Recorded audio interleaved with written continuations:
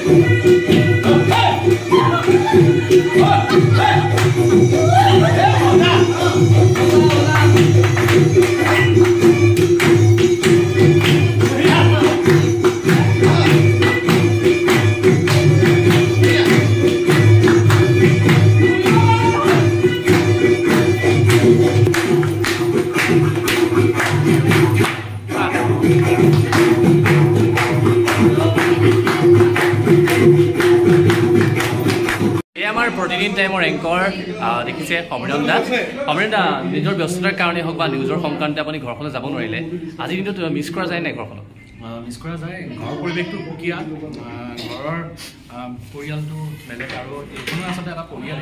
প্ৰতিদিন টাইমত আমি কাম কৰি আছোঁ, ইয়াত থকা প্ৰত্যেকগৰাকী সদস্য আমাৰ পৰিয়ালৰ নিচিনাই। আৰু যদিও ঘৰৰ পৰা মিছ কৰি আছোঁ, পৰিৱেশসমূহ অলপ কৃত্ৰিমভাৱে হ'লেও আমি আচলতে সেই পৰিৱেশৰ মাজত সোমাই পৰিবলৈ আমি পুনৰ ট্ৰাই কৰিছোঁ, চেষ্টা কৰিছোঁ। বিহুৰ অলপ জনালোঁ ভালে থাকক, ভালভাৱে লাগে, তোমাৰ ভাল হওক। ধন্যবাদ থাকিল। এয়া হৈছে আমাৰ অনুপ দা। পুৱাৰ ভাগৰ পৰা আমি দুয়ে নিউজৰ কাৰণে ঘূৰি ফুৰিছোঁ, কৈছোঁ লাইভৰ কাৰণে, আৰু ব্যস্ততাৰ কাৰণে ঘৰখনত যাব নোৱাৰিলোঁ। আৰু আমাৰ মৃণাল দা, আমি সকলোৱে বৰ্তমান যেনেকৈ সংবাদ প্ৰতিষ্ঠানত কাম কৰোঁ, হেঁপাহৰ ভোগালী আপুনি ঘৰত যাব নোৱাৰিলে, কিন্তু বেয়া লাগে নাই? একো নাই, বেয়া লাগিবলগীয়া একো নাই, দায়িত্ব পালন কৰাটোহে কাম। এয়া আমাৰ মিতালী বা আৰু মোক কৈছে এয়া ৰূপম দা। আজিৰ দিনটোত আমি সকলো ব্যস্তৰ কাৰণে যাব নোৱাৰিলোঁ, নিজৰ কাৰণে লাগি থাকিব লগাত পৰিছে। আজিৰ দিনটোত আমি ঘৰখনত মিছ কৰা যায় নাই বাৰু মিতালী বা?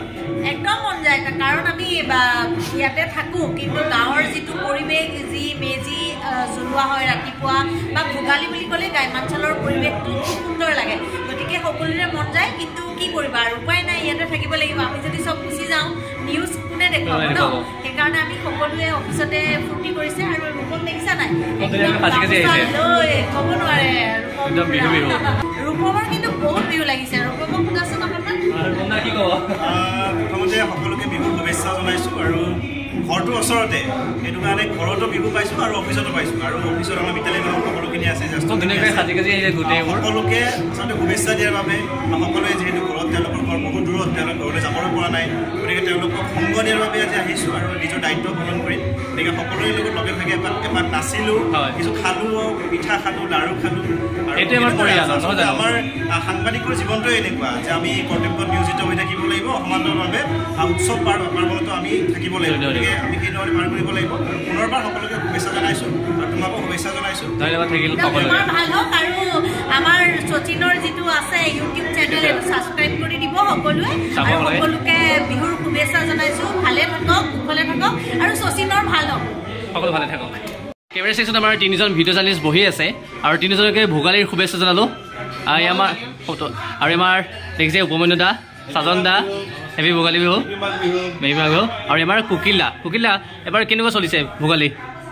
একেই চলে আমাৰ, আৰু কি আৰু ৰাতিপুৱাৰ পৰা ডিউটি, আৰু বেলেগ বুলিবলৈ একো নাই। কালি লগে ভাগে মা দেউতাৰ সৈতে এসাঁজ ধুনীয়াকৈ খালেনে? খালে, সেইটোত কোনো ধৰণৰ পৰিৱৰ্তন নাই। প্ৰত্যেক বছৰে তাৰমানে ঘৰতে খানাটো খাওঁ, আৰু ঘৰৰ ওচৰতে মেজি থাকে, তাতে গৈ পেলাই এবাৰ এনেই দেখা দিওঁ, হয়, আকৌ ৰিটাৰ্ণ ঘৰলৈ গুচি আহোঁ। আপোনাৰ ঘৰখন ওচৰত কাৰণে ইমান হেৰি নাই আৰু, কিন্তু আমাৰ দূৰ হয় কাৰণে অলপ হেৰি হয় আৰু সুবিধা হয়। কিন্তু মোৰ ঘৰ ইয়াতে যিহেতু, সেইকাৰণে বিহুৰ সকলোখিনি সুবিধাখিনি পাওঁ। আৰু ৰাজীৱ দা ভিডিঅ' এডিটৰ, বিহুৰ শুভেচ্ছা জনালোঁ। ব্যস্ততাৰ কাৰণে হয়তো আপুনি ঘৰখন যাব নোৱাৰিলে আজিৰ দিনটোত। এনেদৰে এটা পৰিয়ালৰ দৰে বিহু চিহু আমি পালন কৰিছোঁ। আৰু নে কি কয়? যিবা আপোনাৰ ভোগালী বিহুৰ শুভেচ্ছা জ্ঞাপন কৰিলোঁ। আজিৰ দিনটোত ঘৰখনক মিছ কৰা হয় নহয় জানো? একদম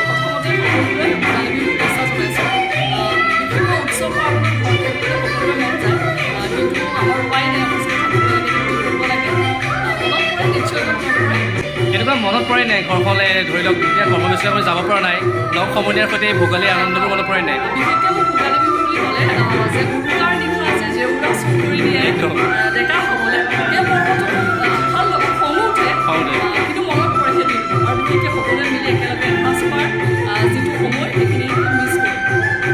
এয়া আমাৰ অলগা আজি যিটোকে ভোগালী বিহু তেখেতো পুৱাৰ ভাগৰ পৰাই নিউজৰ কামতেই হওক বা অফিচতে তেওঁ কৰ্মব্যস্তাৰ কাৰণে যাবই পৰা নাই ঘৰখনলৈ আজিৰ দিনত বিশেষকৈ মানে ভোগালী বিহুৰ দিনা আপুনি এই আগৰ দিনৰ সেই দিনবোৰ মনত পৰে নাই গাঁৱত আপোনাৰ শৈশৱৰ দিনবোৰ মনত পৰে নাই আপোনাৰ কিয় নপৰিব আজিৰ দিনটোত আমি কি জানা প্ৰথমতে শচীন তোমাক মই ভোগালীৰ উল্লেখ জনাইছোঁ আৰু তোমাৰ এই ব্লগৰ যোগেদি সকলোকে মই ভোগালী বিহুৰ শুভেচ্ছা জনাইছোঁ সকলো কুশলে থাকক ভোগালী আজি মেজিৰ জুইয়ে যিবিলাক অপ্ৰিয় অপ্ৰীতি সকলো নাশ কৰক আৰু তুমি সুধিছা শৈশৱৰ বিহুৰ কথা আচলতে খুবেই মনত পৰিছে খুব মিছ কৰিছোঁ ঘৰখন আমি সৰুতে যেতিয়া ৰাতিপুৱাই আমাক দেউতাই জগাই দিয়ে মেজি জ্বলাব লাগে আৰু খুব মানে কষ্টৰে গা চা ধুই সেইটো মানে আমাৰ সত্ৰৰ নামঘৰত ইমান ধুনীয়া হয় মেজি জ্বলাই তাত আমি সেৱা কৰোঁগৈ যিবিলাক নীতি নিয়ম আছে সেইদৰে